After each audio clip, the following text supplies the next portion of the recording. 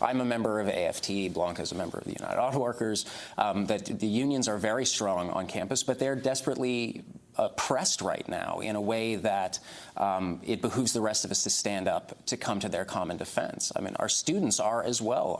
They come to my classes, we ask them, how many of you are going to be affected by a 32% fee increase? And many of them, and it is overwhelmingly the students of color, the transfer students who come from the community colleges, the first-generation college students, the returning students, the student parents, all of them that universally raise their hand and say, if they raise my student fees over $10,000, I will probably not be back next year. And we have to ask, will there be space in the CSUs? They're cutting 40,000 people from their enrollment. Will there be space from the community colleges? They're going to vote in January to eliminate their summer quarter, a full 25%. Sorry, the Cal State schools, San Francisco State, Cal State. And the difference between the Cal State schools and the UC schools, the University of California?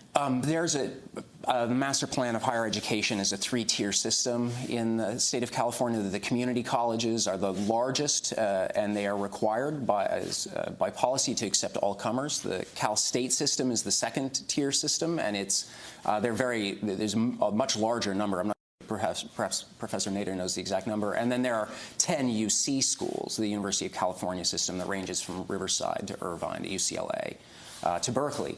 And it's understood as a kind of hierarchy in this tiered system. But if you win away at the bottom, and the community colleges disappear or are dissolving, and the CSUs are dissolving and breaking apart, there isn't going to be that funnel of students upward to the system to UCs in general, and that ladder of social transformation, that great democratizing engine that is the Cal State, the University of California system, or California public higher education, is dying. It's being squeezed from within because these cuts are being imposed on us rather than tax.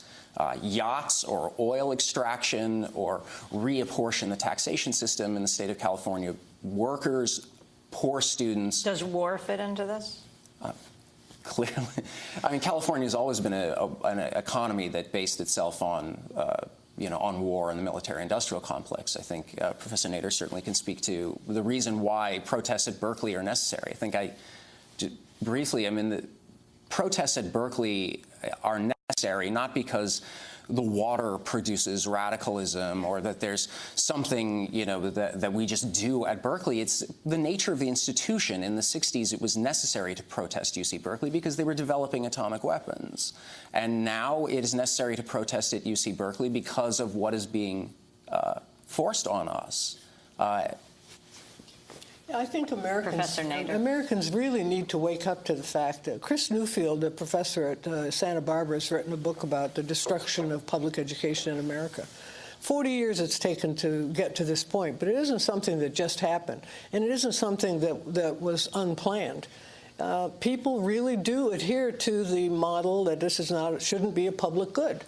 And if we continue in this direction, there's going to be a two-class system. Those who go to college are going to be those who can afford it, and those who don't are going to be the middle class. And a few poor people will get a few scholarships so they can justify it. But this is happening, and it's a major deal. Everybody in California and across the country, this is something that people admire our country for. Why are we destroying it? It boggles the mind. When I mentioned war, I meant the money that's being spent by this country on war. And Professor Roy, maybe you can comment on this and what is happening at the same time here at home with the state budgets, with our educational system.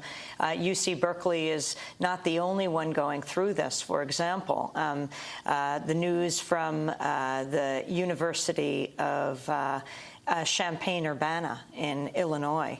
Apparently, in this last week, let's see if I can find the information, graduate teaching assistants at the University of Illinois Urbana-Champaign went on strike yesterday after the university refused to guarantee continuation of the teaching and grad assistant tuition waivers.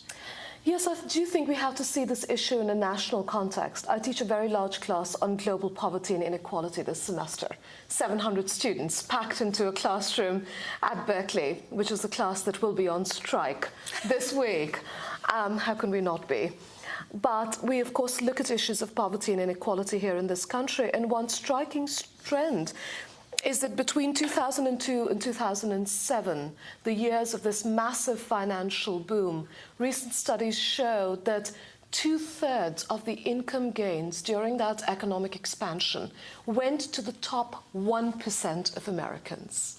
That's But we also know the other side of that when that bubble burst, there were massive losses that were socialized, i.e. borne by the 99%, not by the 1%. So we are part of a historical moment where there is deepening inequality. And the issue is whether or not state policies, government policies at various levels, from the federal government to state governments, deepen those inequalities further, or whether, in fact, we can have instruments of opportunity and justice. And in this context of inequality, one doesn't need radical instruments of redistribution. One only needs a few things like decent public education or access to healthcare, or some sort of reasonable approach that says enough of this massive spending on war. I'm going to end. Oh, yes, Professor Nader. You're making the point that everybody should be making every single day, which is we're not connecting the trillions of dollars for war with the fact that we don't have health care and we're now destroying public universities. Connecting the dots is absolutely important to do. I'm going to end with Blanca Mies. Yesterday, we were at the Free Speech Cafe at the University of California, Berkeley, which honors the free speech movement back to 1964. For people who aren't familiar with him, Mario Savio, who gave this famous speech where he said, there's a time when the operation of the machine becomes so odious, makes you so sick at heart, that you can't take part. You can't even passively take part. And you've got to put your bodies upon the gears and upon the wheels, upon the levers, upon all the apparatus, and you've got to make it stop. What specifically are the actions that are happening here on the campus at UC Berkeley and also at UCLA? So at UC Berkeley, the main action is going to be the strike, which is, maybe the most radical action we can take in our campus. That means picket lines in the morning. So it's 5 a.m. to shut down the construction sites with workers and students picketing. And it's not just picketing, like walking around. It's also showing visible solidarity. And besides that, we're going to have a rally at noon, the Wednesday. We're going to have a march, and we would like to get out of the UC University, go to Berkeley City College, go to Berkeley High School, to see how we can build a real solidarity in this movement, how we can fight together for public education.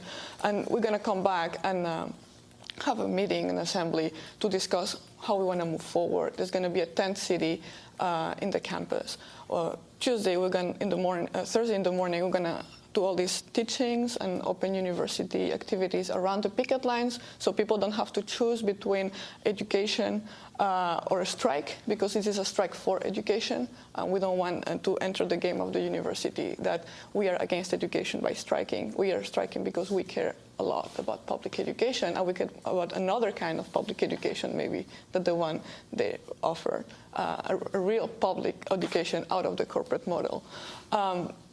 And there's lots of actions that are going to be planned, but it's important to remember that this is not only Berkeley. In UCLA, there's going to be a huge mass protest Wednesday and Thursday, the protest of the Regents meeting, the protest of the way this university is structured, the way this university functions. But also at the Conference of Public Education, we voted to have solidarity actions across public education for these 3 days of protest. So, for example, San Francisco State University is going to do a huge rally. And we don't know what else is going to do. Maybe they're going to just also walk out of the classes. We know that San Francisco City College is also going to hold a rally and a teaching. We don't know what other schools are going to stand in solidarity with us. So this is just the beginning, because we're building for a massive action in the spring, March 4th. We voted to go on strike across public education. Well, I want to thank you all for being with us. It's been very interesting to come across the country on our Breaking the Sound Barrier tour and begin right here, where there's so much activism that's happening, and we'll certainly follow it through the week. We'll be broadcasting actually tomorrow from Stanford, and then we're moving on through California up to Washington State and Oregon. I want to thank you, Blanca Mies, for joining us, UC Berkeley graduate student organizer of the Student Worker Action Team. Michael Cohen, lecturer in American Studies at UC Berkeley, co-chair of the Solidarity Alliance, which issued the call for this week's strike. Professor Ananya Roy is a professor in the Department of City and Regional Planning at UC Berkeley, canceling her classes to take part in this week's strike. No small event, considering the class is 700 students. And Professor Laura Nader, longtime professor here of anthropology at UC Berkeley, where you've taught for nearly half a century. Earlier this year, co-authored a measure approved by the UC Berkeley Academic Senate calling on the school's athletics program to become self-sufficient and stop receiving subsidies from student fees. This is Democracy Now!, democracynow.org, the War and Peace Report. We'll be back in a minute.